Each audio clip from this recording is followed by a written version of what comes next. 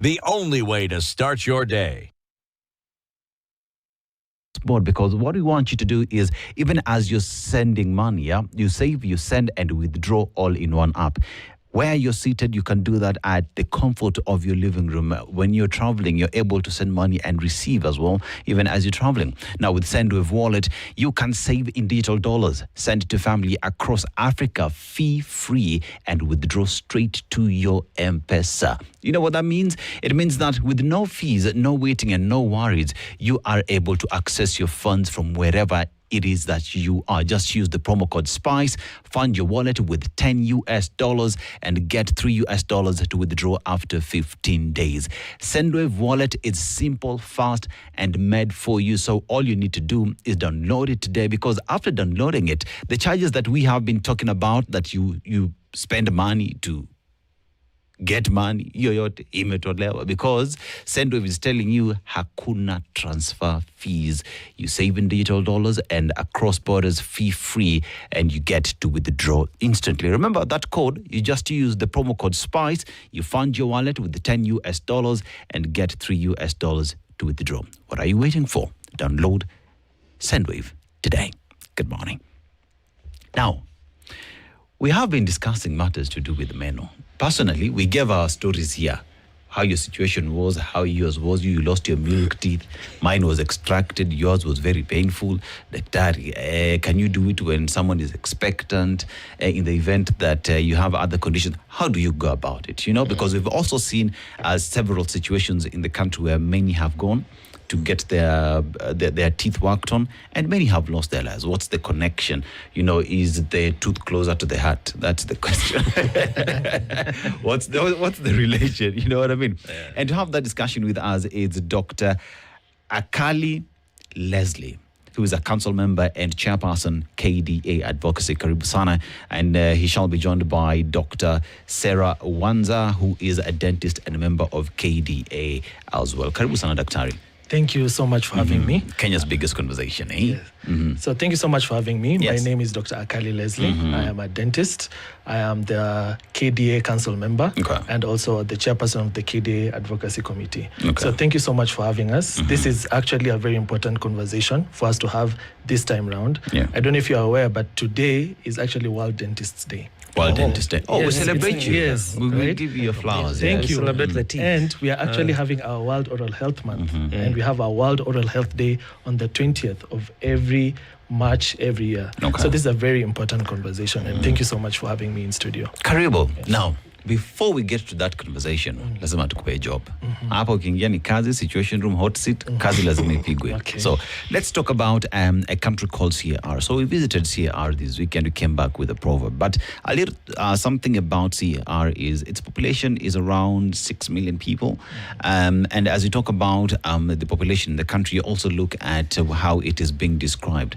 And it is said to be the poorest, one of the poorest countries in the continent. But that notwithstanding, they are rich in resources, diamond, gold, uranium. So one asks the question, with all these resources, why poor? Perhaps something needs to be done, right? Yes. But let's go to the proverb. An elephant does not limp when walking in thorns. How would you interpret it? An elephant does not limp when walking on thorns. Don't overthink it. I shouldn't overthink it. Don't overthink it at all. No, there is no I'm a man of extraction. science. There is no extraction. There are no like extractions here. So you can extract the thorn from the elephant, but it still would not care. Yeah. I think what we look at, the elephant would maybe describe or is a metaphor for big things, right? So once we have small things that are really disturbing us, the magnitude of whatever we're dealing with is insignificant. That's how I would like to look at it. So when we are dealing with a greater issue, a greater cause, the insignificant disturbances really don't or shouldn't get in the way, right, of what we are trying to achieve. That's how I look at it. Yeah, Dr. Sarah is here. Karibu sana to Kenya's biggest conversation. And we just want to throw you straight into the deep end. So we are here interpreting proverbs. We are in CAR, a beautiful country, around 6 million people. But the proverb that we get is, an elephant does not limp when walking on thorns. An elephant does not limp when walking on thorns. How would you interpret it? What do you think they're trying to say? Come again? An elephant does not limp when walking on thorns. Don't overthink it. But your interpretation is never wrong. Is it about balance? Go. Maybe focus on where they're headed to. Yeah. That would be it. Yeah. Focus and balance. Yeah. Yeah, because you see, at the end of the day, when you talk about focus and balance, right? So it's a question of, if you have thick skin, regardless of what comes your way, you're still focused on where you're going. You're looking at your goal, your vision. And kelele kidogo hapa kule does not bother you much. So yes, you're right. And your interpretation is never wrong. But let's dive into it. Okay. Tooth extraction, kungoa meno. Yes. That's how it's called, eh? Many have said that it is a procedure, first of all. What you've seen rather in the recent past is that we've had cases of individuals who walk into a dentist, an extraction is done, and unfortunately, many have died. Yes. One asks the question, why? How is that correlated to death? Because one would say, jino tu mtu anakufa, kwa nini? What would be the reasons why we are seeing this? Will you go first, Dr. So we'll start by saying extraction in itself is not the problem. And mostly for the cases that have been highlighted in the media, it's been a case of infection. Infection that probably was there before the extraction, then got worse after the extraction, and intervention measures didn't kick in good time. The other way someone can die from an extraction is if there is uncontrolled bleeding, excessive bleeding for that. And that is why people go through a screening. Like by the time a dentist is deciding to go ahead with an extraction, there are things they will have noted, maybe sometimes delay the extraction or take care of the systemic problem before, like a case of high blood pressure. If someone is hypertensive, chances are the dentist will not start that extraction until the blood pressure is gotten to control. But mostly what's been highlighted is infection. Infection, getting worse and not getting intercepted in good time. Dr. Leslie, is there a situation where, as a seto, I've come to you, I have a bad tooth, perhaps it needs to go, but you will say, based off ABCD, I'm unable to extract it. Because there are those who also come in like, daktari inanisumbua, toa. Usipotoa mintavuta na plies. At what point do you get to tell someone no? So thank you for that question. When we talk about tooth extractions, right, there's a criteria for it. Do you qualify for that extraction? So as Dr. Wanza has aptly put it, number one, do you have any systemic illness? Right, so I do what we call history taking, right? I ask you some specific leading questions. Do you have uncontrolled diabetes? So if I figure out, if I pick that out in what you tell me, I'm like, okay, hold on, I cannot do this extraction now, right? Are you under any systemic medication? If you're on blood thinners, like, okay, Oseto, I cannot do that extraction now. I need to get approval from my other colleague, right? Are you epileptic? Right? Okay, if you're epileptic, are you under medication? Can I get the approval from your primary doctor? Right?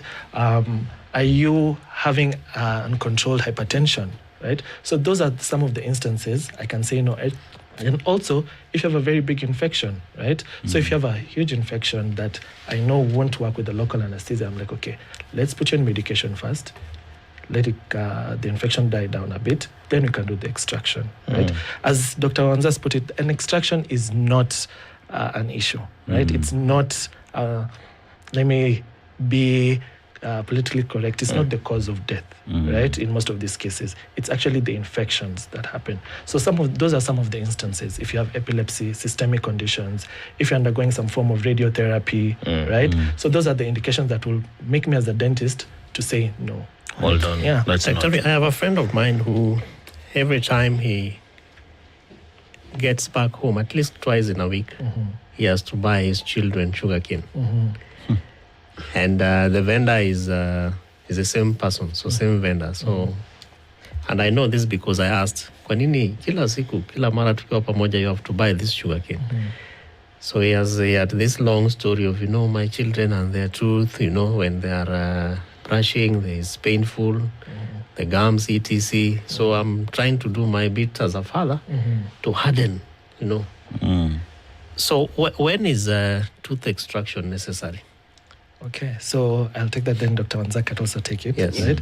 So tooth extractions are necessary, one, when you have something called pulpitis. Pulpitis is pain, right? So if there is pain, too much pain, that is an indication of, an extraction. And that's not necessarily an extraction. Once you visit the dentist, if the dentist has a look at the tooth in question and it cannot be saved, right? So there is no resolve for it, that's a good indication for an extraction. Right? If you have an infection affecting one of the teeth, right? So this tooth cannot be saved. It has a massive infection, and you weigh the benefits and rewards of treating the tooth and saving it. Right? There are instances where you have periodontal disease. This is gum disease. People tell you, oh, my teeth are weak, they're always shaking. So you cannot be able to eat, you cannot be able to talk well, right? So what is the benefit versus risk of putting it there? Maybe Dr. Anza can continue. And she comes in, perhaps, because tooth extraction, in my opinion, ought to be the last resort. Yeah. Yes. It is. Dental care needs to be very well forecast. Yes. For people to know before I go to the dentist, before the infection grows to warrant an extraction, what are the things I need to be doing? Is it feeding my sons and daughters sugarcane? Or, is it having roast maize? Is it brushing twice a day or after every meal? Like dental care. You do what, like filling, before extraction. So in terms of, and a dentist once told me, that and I don't know whether this is a myth. I like it when professionals are here, they demystify that if you do take care of your dental system, regardless of your age, you should die with all your teeth. Yes. I don't know whether that is true. 100%. If that is so then where do we fall short as humans in terms of dental care now to warrant extraction, infections that even are leading to death? I think we have a case that is not more than 2 weeks ago where a pregnant lady, both her and the unborn child, they perished from an extraction. Where do we fall short? I like the redirection to dental care that is proactive, not reactive. And the issue about the sugar cane, highly encouraged. Tell your friend to continue doing that. Because the hard foods have their role in actually developing a child's jaw structure. So a big problem we have in Matters Teeth is that diet has changed over time. Evolution of diet. Foods are ultra-processed, which actually raise the risk for the most prevalent dental problem, which is cavities. And a cavity is what will eventually lead now to the cascade that leads to infection that can even spread downwards or even upwards. So dental care is the very best place to start. And starts with education. You do not wait until you're in trouble to go seek dental care. It should be like a part of... Because again, the mouth does not exist in isolation. It's a part of a whole system. Yeah. We say that the mouth is a window to the body in multiple matters, whereby by taking care of that, you're taking care of yourself fully. So definitely dental care is where to start. The cases we've seen in the media have definitely been cases of seeking treatment as a reactive measure. I mean, this pain that doesn't seem to go away, so you go to get treatment. And in some of them, it was actually established that the care wasn't sought at a proper oral health care practitioner. And definitely dental care is where to start. You see your dentist, we say twice a year? Minimum, yeah. Twice a year. I like to say, don't let a year pass by. Just go for that checkup. Because right now, even as a dentist, the 5 of us here, if we get a checkup, there is some form of inflammation, infection in our mouth. But the thing about the mouth is that it's forgiving. Teeth are very forgiving. It's like a friend. They're very good friends who never get angry. They take it in, until one day they explode. Yeah. And that's teeth. Teeth are like that. Infection can stay in your mouth for years and years, but there's always a breaking point. And what we're seeing in the media, eventually leading to death, is that breaking point. So,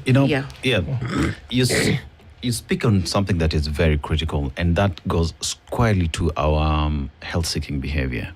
Because we live in a country where today I will only go to hospital after I have treated my headache for 3 months. Then I'm like, hey, this thing is not going away. Let me go where and see a physician. Yet, the very first instant when you had this headache, that was the best time for you to go, be told exactly what it is you're dealing with. When you talk about your teeth, I can smile, Hayumi, it comes and goes, so why bother? I see I have plaque, but I can still eat. Life is normal, right? Yes. And then you're being told, but you have a tooth problem. YouTube, we also told to Google our symptoms, never to Google our systems, but that's exactly what we do, right? Yes, so you're being told you use sea salt here, some warm water here, gargle, eat sugar cane, it is a brush, it will get away, you know what I mean? But you never really get to walk to a dentist to tell you exactly what it is you're dealing with. Generally, our health-seeking behavior is wrong, because even if I come to you and I still have diabetes that has not been found, I would still be walking into a death trap, because you'll be dealing with something that I do not know. So kindly speak to the need for all of us to see a dentist twice a year, and what that would do in ensuring that our oral health and general well-being is good. So let me just walk us back a bit, right? The theme for our World Oral Health Day this year is a happy mouth is a happy life, right? And the mouth is the gateway to your body, right? So I don't know how many of us have kids here, right? Yes. But in the event that you do, right? When did you take your child to the dentist? When they were in pain. Yeah. You see, 6 right? months, actually. Yeah. So ideally, you need to establish what we call a dental home, right? Which means your child needs to visit the dentist before they turn 1, right? By 1, there's maybe 1, 2, 3 teeth in the mouth, right? So there are things that the dentist can pick up early, right? That can inform how we move forward. So to speak to that issue of health-seeking behavior, as Dr. Anza has aptly put it, dental problems are silent, right? They take time to manifest for it to actually bother you. So I usually tell this joke to my patients. Basically, everyone will tell you, oh, my gums bleed, right? And they're like, oh, me when I brush. But let's say if your hand was cut and it just continues bleeding, would you stay home? No, right? The thing is, how important do we take our oral health, right? It's the gateway to your mouth. It's the gateway to your body, right? So the first thing is dental treatments, our dental problems are usually very silent, right? And when they start very silent, and the treatment in terms of cost is usually very small in the beginning. What is the cost, by the way? Yeah. The cost of dental treatment, that varies, right? But our public facilities are actually well equipped to handle some of these cases, right? So the cost of treatment is cheaper when it's caught early. And the only way you catch it early is by visiting your dentist, right? In a public institution, I can be corrected if I'm wrong, but opening a file is 200 shillings, right? So once... If Shah is working, but carry on. Yes, right? If Shah is working, it's 200 shillings. That is a conversation for another... That's for another day. Come on. Right? But 200 shillings to open a file and just say, hey, I need to see the dentist, right? In most private facilities, I think it ranges from 1,000 to 2,000, right? So if you just say, okay, you know what, let me just spend 1,000 to go and see the dentist so that I can have a picture of what's going on, right? So look at it in terms of cost. It's easier to visit your dentist at least once a year, right? To know what you're dealing with, what you can prevent. Because, and just to add on, dental and the mouth changes so rapidly, right? Why do we say 6 months? Your body, your skin now and in September is going to be something totally different. Something new. Right? Your cells have changed, and that's what happens to your mouth. It is rapidly changing. Right? How our solution to this is that we really, the Kenya Dental Association is really trying to integrate oral health education into schools, right? We have so many dentists who are using the public platforms like Dr. Wanza to educate, right, the importance of visiting the dentist, because it's a culture thing, right? Okay. The same way you were taught to shower fasting in the morning, we need to inculcate that to our kids, that you need to brush at least twice a day. Now, I want us to take a short commercial break. When you come back, I know you wanted to shoot, but not shot. You're there. Chan and I.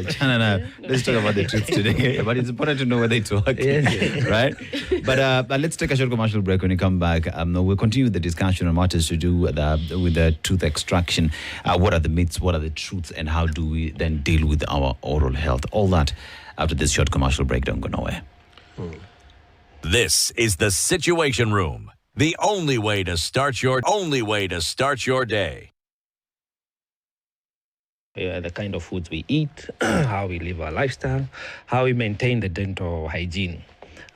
Before, back in the days, we would use the twigs and these trees, which would serve purpose of like being medicinal, and then clean your teeth.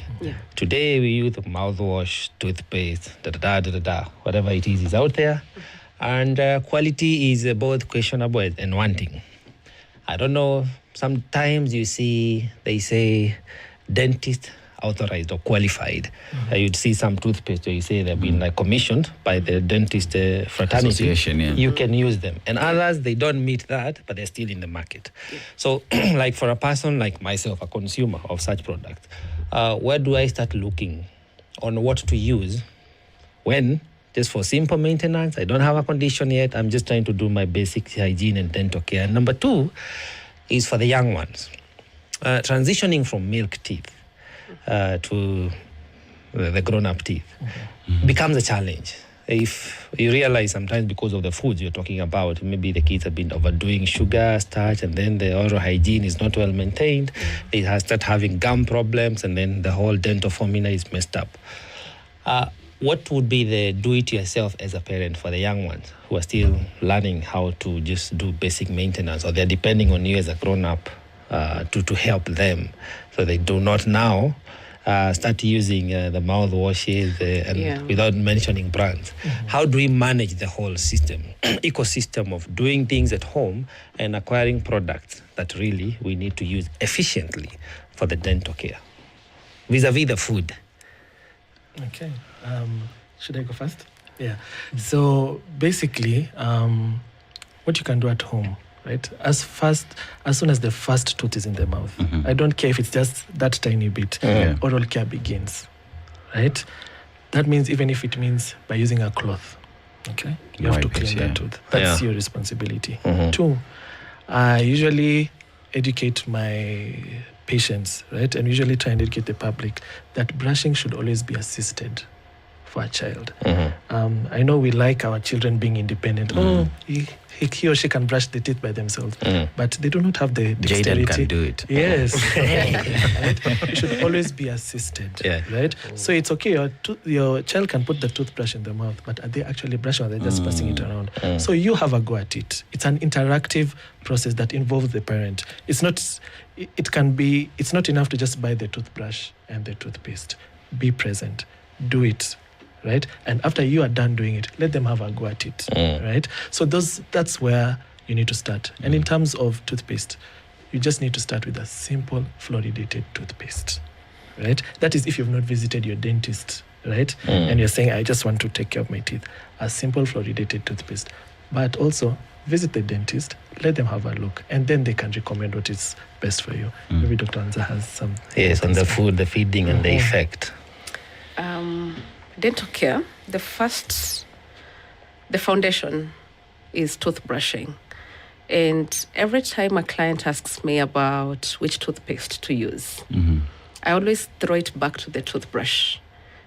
Toothbrushing is a very mechanical situation. What matters is the brush you have, can it really get in there and come up with the dirt? Okay? Very, very mechanical.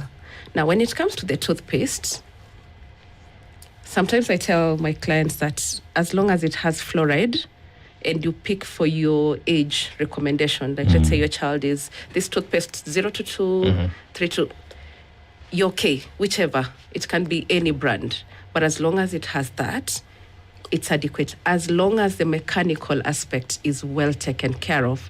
And that is where we talk about now, on top of just brushing, try your very best to floss. Always make sure you clean your tongue right after. And the very, very big part, actually, of oral health that we don't give attention to is water. Rinse your mouth after that glass of juice. That helps you way more than waiting till evening to brush with your very fancy toothpaste. Yeah, or electric Rinse toothbrush. with water. In the morning when you wake up, water. Like I tell kids, water is your friend. It's a joke in my practice. Water is your friend. Your other friend is you don't ever go to bed without brushing. Even if you're sleepy, get the brush, put it in your mouth, and with your eyes closed, because it's mechanical. You're removing. And then the other thing that I've added in like the basics, kabisa, is sorry. No, it's fine. Is breathing. Breathing like A lot of problems we're seeing with children. Let me take it. I'm a children's Yes. person. A big thing of what we are treating in children currently, ranging from teeth malalignment, multiple cavities, a 7-year-old with very bad breath, yet they brush, is an issue of breathing through the mouth. We are not meant to breathe through the mouth. And that is now another thing that I've added in the basics. Because those 3 things anybody can do. You can make sure you brush before you go to bed.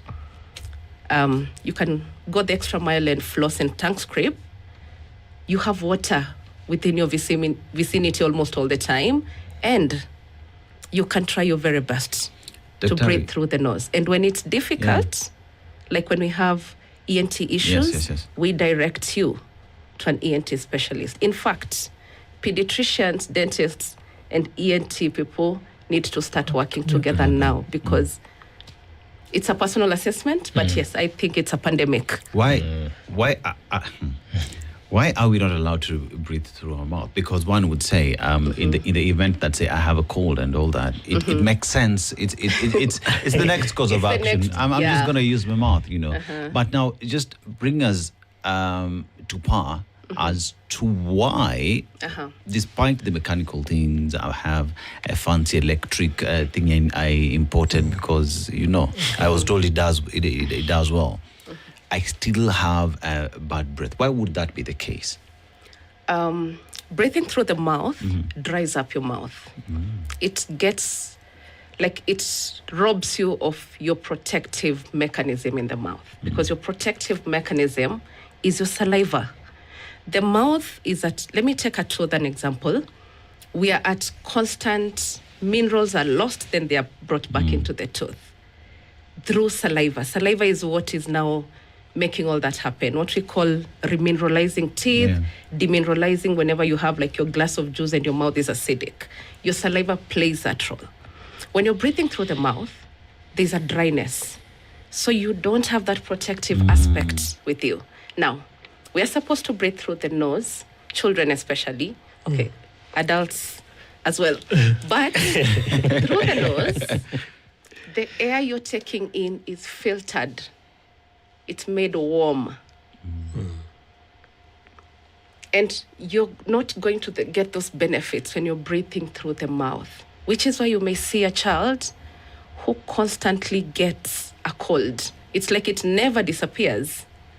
When you pay attention, that child probably sleeps with the mouth wide open. Yes. And that is something to pay attention to. Interesting. If we get thing today from me is, let's pay attention to how the children are breathing. At any given time, you look at 5 kids together, you will notice 3 of them, the lips are just apart. So it's like the mouth breathing is a default. It shouldn't be like that. Yeah.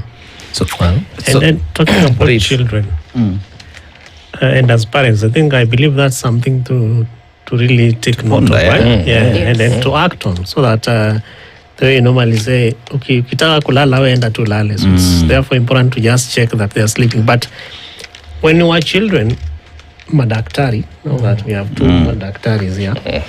There used to be this saying that so there was over concentration of removal of the lower teeth, and that if you remove any of your upper tooth, then you would go blind. I don't know whether there is any medical background to that, or is just a myth. I think that is one of the most publicized myths, right? Dentists are trained to maintain your teeth for as long as possible, right? Because even the baby teeth, what they do, they guide the permanent teeth into eruption, right? So one of the habits we used to see, or let me call them myths, is that they needed to extract a certain tooth when a child's around 7, 8, because there are a lot of changes happening, right? A lot of changes happening. So when that happens, right, you're actually destroying that child's habit. And let me just throw some statistics into the mix, right? We have at least 46% of children, right, suffering from dental caries. 46%. And then you have, this is as per our oral health survey, we have around 40 or 41% struggling with dental fluorosis, right? And I know everyone here has had a story about the teeth turning brown in Naivasha, in Gong, right? And 9 out of 10 adults have gum disease. 9 out of 10, right? So some of these myths are usually rooted in culture, but so far we've done a good job in eradicating them, right? And just to echo what Dr. Wanza said about our habits, that mouth breathing, it's actually a very big challenge, right? Because it's a developmental issue. What happens is when you do not breathe through your nose, right, you're restricting your jaw bones from growing adequately, right? So, and part of it, I usually attribute it to the sedentary lifestyle that we have currently, right? The children are on their iPads, they're on their tablets, so they're in a very relaxed state, and that brings out that, that habit. But always circle back to visit a dentist, right? At least once a year. And how do you do that? You're visiting a qualified dentist, right? Currently, you can visit a practitioner and ask them for their name, right? Take that name. P, if there's anything for me actually that you take from me today, is verify that you're being seen by an actual dentist. What you can do is take their name, P, # their name, and send it to 20547. Right? Say that again. P, P like letter P. Letter P. Police. Yes. Okay. P, #, and there are two names. I am Dr. Akali Leslie. Send that number to 20547, and it will tell you, this is my board registration number, and I am a registered dentist, right? So you as the public, you have ascertained that you're being seen by a dental profession. So you send it as a message? Yes. P #, you can use my two names as an example. Akali, Leslie, and you send it to 20547. Yeah. Wow. So then when it comes to the transition, I'm avoiding sounding like a doctor because I'm not one.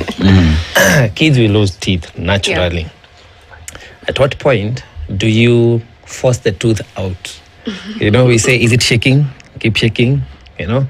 Or do you leave it until to a point where they feel themselves chewing it with the ugali?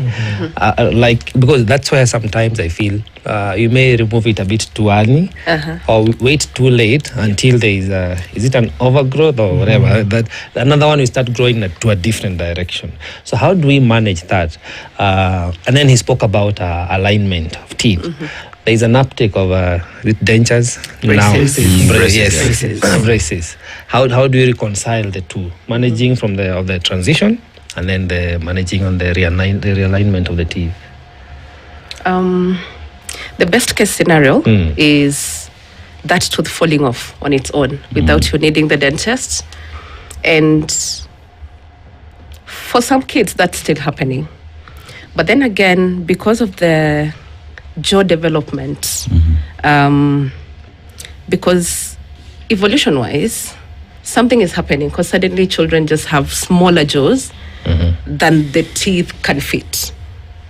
And in that case, you may notice that you're getting teeth crooked at a very, like at 6 years, you can actually see a child whose teeth, like the permanent teeth, are already starting to grow on the inside.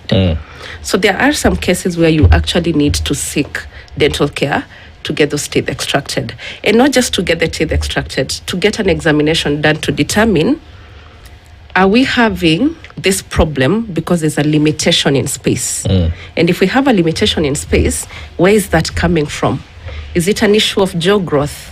Is there a way, as your dentist, we can nudge the jaw growth a certain way? Because we have those treatment modalities. And about braces being very rampant, first of all, there's nothing like fashion braces.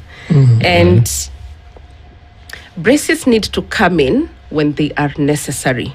But before braces come in, when a child is 12 and below, they have growth potential. They're like their jaws are moldable. So there are appliances that can be used to guide growth. There are exercises that children can start doing to start working in their favor, matters growth of their jaws.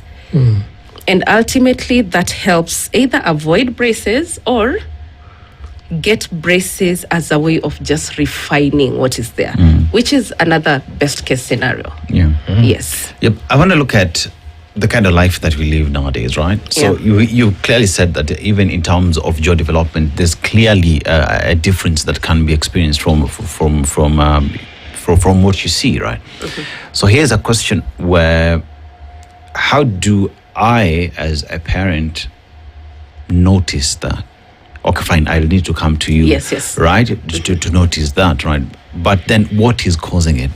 Do you have that information so that parents could also know?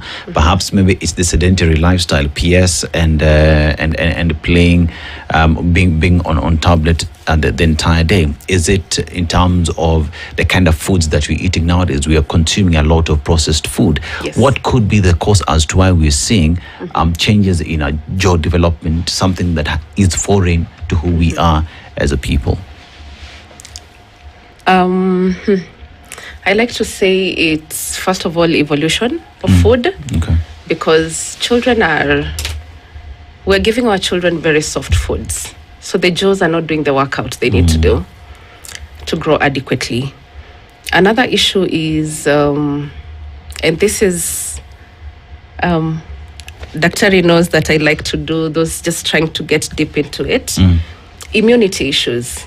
Like children are like more susceptible to some viral infections that end up causing like their adenoids to inflame, and that now robs them of the airway. So they have to now resort to the mouth. When you resort to the mouth, breathing through the mouth causes the jaw constriction. Small jaws, teeth don't fit. We start to see the overlapping. So what I usually have is I give parents red flags to watch out for. And the very first red flag is the mouth open at rest. That's a red flag. You get it checked.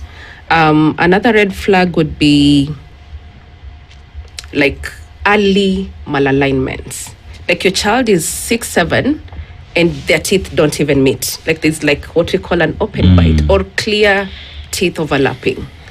We have maybe your child can barely lift their tongue up, like their tongue is really constricted to the floor of the mouth. That is also something a parent can check. A tongue tie? So technically, yes, a tongue tie. So technically, it would help if there were images to show a parent, this is the red flag, this is the red flag. And once you see the red flag, you come into the dentist. And it's also okay to normalize second opinions, because I have seen children who've been told they have to wait until they're 14 to get braces. And this is a child who started struggling from age 7. So that is like a number of years of struggle with infections that don't seem to clear, with esteem issues, because children are laughing at each other at school a lot also. So early intervention. And I think sometimes we remain in a bubble and forget that not everybody has access to the premium dental care that Daktari and I will be offering, or even access to a proper public facility that has a practitioner who can point these things out. So, Yeah. So just to echo that, we are facing, I would call it a systemic failure. yeah, right. we do have that. We have 60 million Kenyans, right?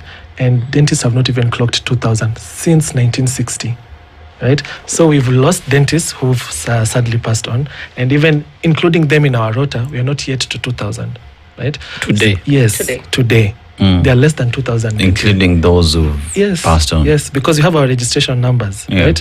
So we are less than 2,000, right? We only have 2 dental schools in the whole country. Wow. Okay. A dental school. But we have more than 2,000 dental clinics in the country. Well, now that is a conversation for another, right? Because we're having we exist in a system that has complementary cadres, right? But everyone has their scope of practice, right? So you can have dental clinics or dental facilities, but 1, are they registered? 2, who is manning them? And 3, are they sticking to their scope of practice, right? All of us are supposed to work together. So what we are seeing basically is a systemic failure. We're having few dentists, we're having few facilities that can see, especially even in public hospitals. There's a dentist, but there's also a limit to what they can do. Because of the resources. So everything has to change, and I would just put the task on the national government to recognize oral health as an important thing, because if 9 out of 10 Kenyans face a problem, that's an alarm, right? Because if you have a tooth problem, you'll not show up to work, you'll be in pain, you'll not be productive, right? And that's why even countries like Japan have an 80-20, or is it 80-28 rule, that by the time you're 80, you need to have at least 28 teeth in your mouth, right? So all of that impact on the workforce. And I would just ask the national government to just put oral health as one of its top priorities. What are the do's and don'ts when it comes to taking care of your health? Because everyone out here has information. Others will tell you use apple cider vinegar together with the baking soda, it will make your teeth white. Others use banana peels, rub it on your teeth, it will make it work. What are the do's and don'ts when it comes to taking care of your teeth? Okay, that question is quite triggering for me, right? Because I'm always fighting online, right? With the purveyors of this information, right? Who is giving you the information? Let's just start there, right? About what are the do's and don'ts. First of all, when you see material, who is giving you this information? Is it a registered dentist or a dental practitioner? Is just someone on TikTok or Instagram with 1 million followers? I tell you, it's AI. Yeah. No, at least AI has some level of truth to it, right? So what are the do's? Bare minimum: brush, mechanical, brush and floss twice a day. Bare minimum. Visit your dentist 2 times a year at the least, right? I think that is the baseline everyone can start from, right? Because